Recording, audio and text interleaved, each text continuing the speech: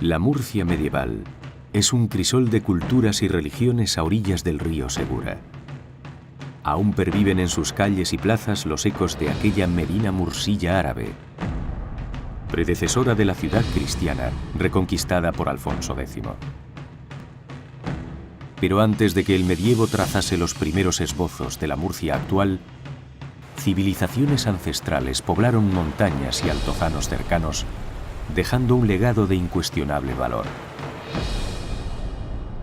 Vestigios argáricos en Monteagudo, la huella íbera en el Verdolay y el santuario de la Luz del Valle, así como restos tardorromanos del Martirium de la Alberca, son algunos de los testigos mudos de una historia milenaria. La caída del Imperio Romano de Occidente determinó la llegada de los visigodos al sureste peninsular hacia el siglo V de nuestra era.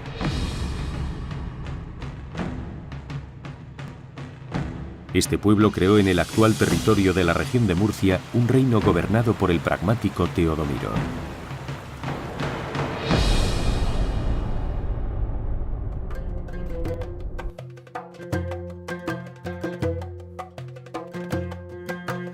Pero la ocupación árabe pronto se convierte en una realidad inevitable en el sureste peninsular. Y Teodomiro, asediado por el nuevo invasor, firma un pacto en el año 713 con Abdelaziz, primer valí de Al-Ándalus. A esta capitulación se la denomina Pacto de Teodomiro y mantiene la soberanía y estatus jurídico del rey visigodo sobre Tudmir, a cambio del traspaso de 7 de sus ciudades a la autoridad islámica. Este es el origen de la Cora de Tudmir, un territorio autónomo dentro de Al-Ándalus, dominado por Teodomiro y circunscrito por los límites de la actual región de Murcia, la provincia de Alicante, la mayor parte de la provincia de Albacete y las comarcas del norte de Almería. Lorca, Mula y Begastri, actual Ceejín, son las ciudades murcianas más importantes de la Cora.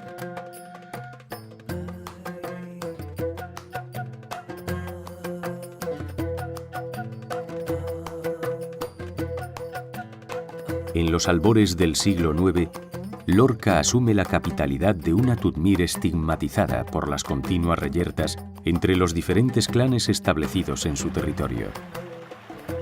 Ante esta situación, el cuarto emir omeya independiente de Al-Ándalus, de nombre Abderramán II, amante de la paz y deseoso de afianzar su autoridad, funda la nueva capital en una pequeña elevación junto al río Segura.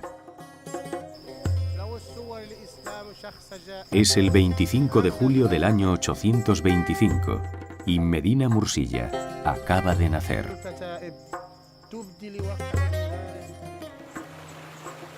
La ciudad fue cercada por una muralla que se atenía al primitivo meandro que le servía de foso, tras el cual unos muros defenderían la medina.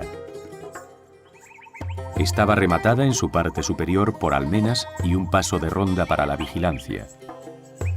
En un plano más adelantado respecto al lienzo se extendía un rebellín, centinela y defensor de los accesos a la ciudad.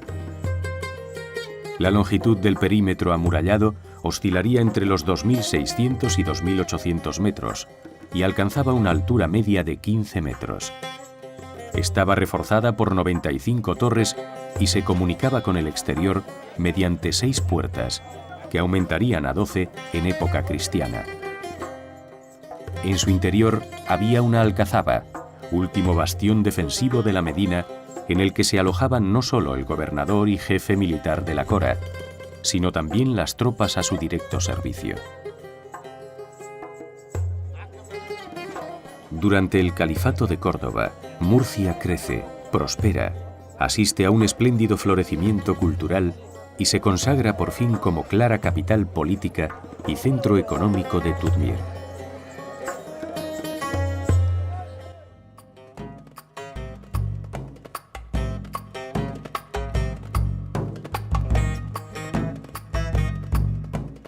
En el año 1031 es abolido el Califato de Córdoba y Al-Ándalus se fragmenta en reinos conocidos como taifas. En este contexto nace la taifa de Murcia, a cuya cabeza se instaló una poderosa familia local, los Banu Tahir. Aquel reino incluía el territorio actual de la región de Murcia, provincia de Albacete y parte de la provincia de Almería. El período de las primeras taifas termina con la unificación de Al-Ándalus por parte de los almorávides, una confederación de tribus bereberes de carácter militar e integrista. Murcia queda reducida a una provincia del nuevo imperio africano.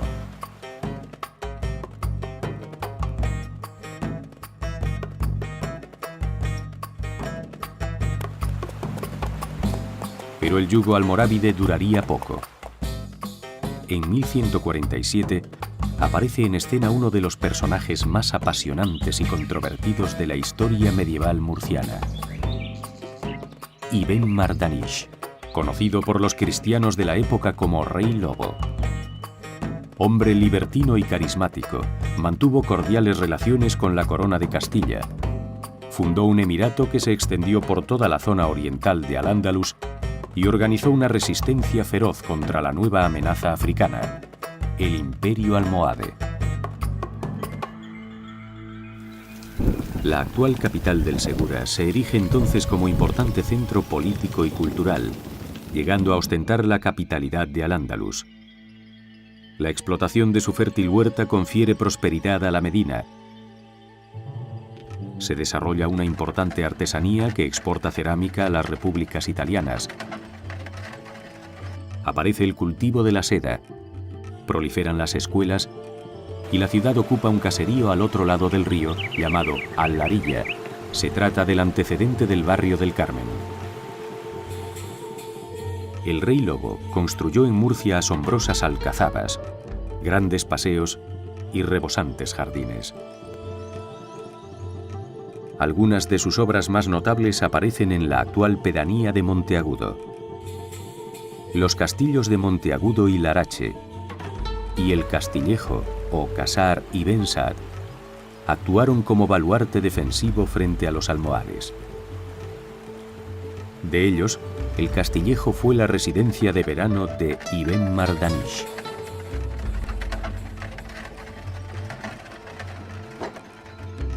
El edificio del Castillejo de Monteagudo es un edificio que se organiza en dos terrazas. Es un recinto de tipo rectangular con un espacio interior que correspondería al patio, el encargado de dar la luz, el encargado de dar el aire a las estancias que se van a organizar en torno a ese patio. En las excavaciones salió a la luz toda una serie de elementos decorativos que hablaban de una residencia o de un espacio residencial de tipo palaciego.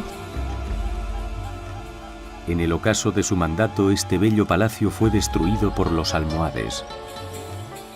Ibn Mardanish logró mantener su emirato entre los años 1147 y 1172. Murió en Murcia a los 48 años de edad a causa de un infarto, no sin antes recomendar a sus hijos que alcanzaran un acuerdo favorable con sus eternos enemigos, los almohades.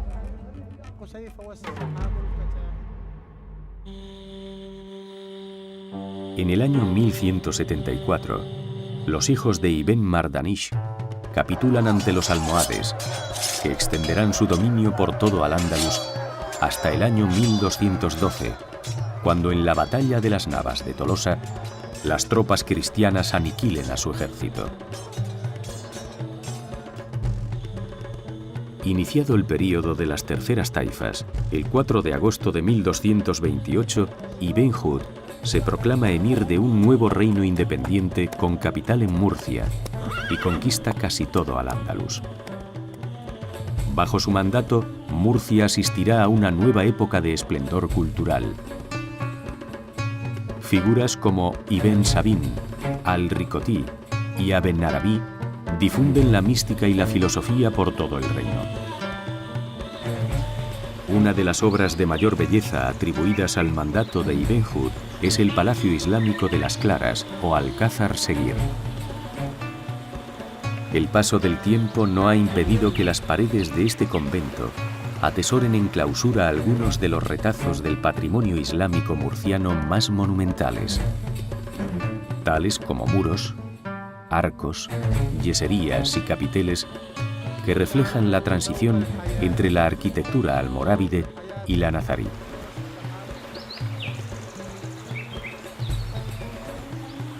El edificio que va a surgir en el siglo XIII con Ibn Hud, con la familia de los Banu Hud, es un edificio muy amplio, con un patio de grandes dimensiones, organizado con una alberca central que sirve un poco para darle ese pequeño punto del agua que tanto gusta en el mundo islámico, con un jardín organizado en 4 parterres y un edificio en el que en los lados más pequeños de ese patio rectangular se situaban 2 grandes salones. El avance cristiano acabó desmoronando el territorio de Ibn Hud, un imperio que no tenía mayor fundamento que la fuerza de su espada.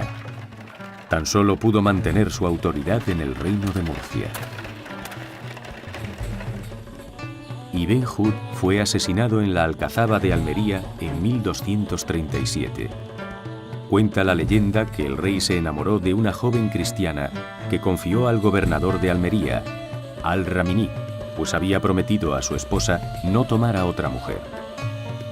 Pero Al-Ramini se enamoró también de la joven e Ibn Hud, sintiéndose traicionado, marchó a Almería, donde 4 hombres del gobernador lo asesinaron, ahogándolo en la bañera.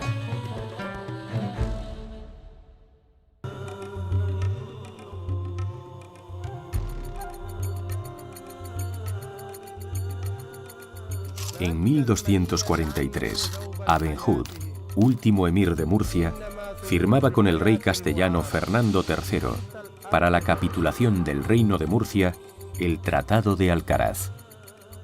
Este documento contenía las condiciones de la sumisión musulmana al protectorado cristiano. Los musulmanes se comprometían a entregar las fortalezas y la mitad de las rentas públicas del reino.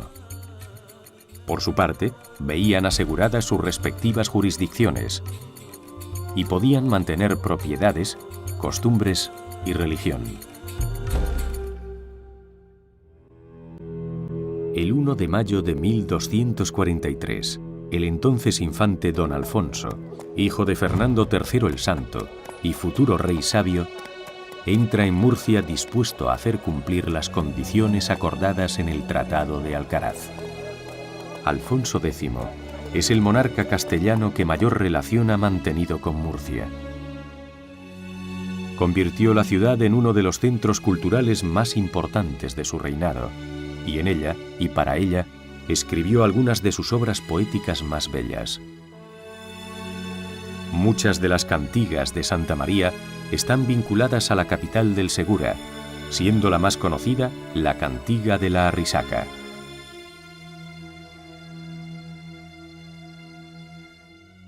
En el pensador murciano Al-Ricotí encontró el rey sabio a la persona capacitada para perfeccionar la madrasa o estudio que había fundado en Murcia, y al que pronto acudieron musulmanes, judíos y cristianos para perfeccionar sus conocimientos. Según la leyenda, el corazón del monarca está enterrado en esta ciudad. A partir de 1257, el rey sabio dejó de respetar algunas de las condiciones del convenio firmado en Alcaraz. El descontento de los mudéjares murcianos estalló en la primavera de 1264, produciéndose una sublevación que se apoderó de parte del reino de Murcia y de su capital. Ante la imposibilidad de dominar a los sublevados, Alfonso X pide ayuda a su suegro Jaime I de Aragón, que consiguió sitiar definitivamente la ciudad en enero de 1266. Secundado por sus caballeros y por abundante clero, el 2 de febrero de ese mismo año, Jaime I el Conquistador entraba triunfalmente a Murcia por la puerta de Orihuela, lugar donde actualmente se encuentra la Plaza Sardoy, que recuerda el episodio mediante una placa conmemorativa. La soberanía castellana en el reino de Murcia permite a Alfonso X iniciar una política destinada a fomentar el éxodo mudéjar y reorganizar el reino mediante la llegada de repobladores cristianos, mayoritariamente castellanos y catalano-aragoneses. La mayor parte de caseríos y pedanías del campo de Murcia reflejan en su toponimia los apellidos de aquellos repobladores. Los Paganes, Riquelme o Jimenado son algunos ejemplos. Alfonso X constituyó el Concejo de Murcia, órgano de gobierno de la ciudad, y le otorgó el fuero de Sevilla mediante privilegio rodado el 14 de mayo del año 1266. Tras su concesión, ordenó efectuar la separación de la ciudad en 3 sectores: el barrio de los Mudéjares, en el arrabal de la Arrisaca; el barrio cristiano, dentro del recinto amurallado; y la judería, en la puerta de Orihuela, concretamente en lo que actualmente son los contornos de la Plaza Sardoy, antes conocida como Plaza de la Sinagoga.